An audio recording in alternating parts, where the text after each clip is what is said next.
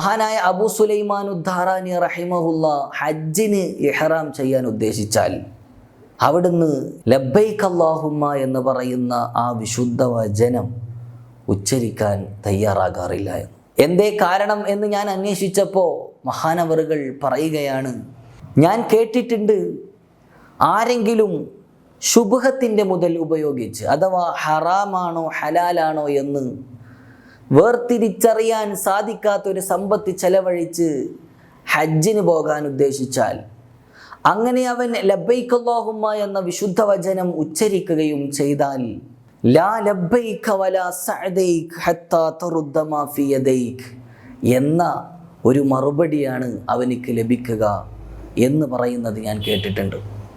അഥവാ ഹലാലാണോ ഹറാമാണോ എന്ന് തിരിച്ചറിയാൻ സാധിക്കാത്ത ഒരു സമ്പത്ത് നീ ഒഴിവാക്കി 100% ഹലാലായത് മാത്രം ചെലവഴിക്കാതെ നിന്റെ തൽബിയത്ത് അല്ലാഹു തആല സ്വീകരിക്കുകയില്ല എന്നാണ് മഹാനവറുകൾ പറഞ്ഞു കൊടുക്കുന്നത്.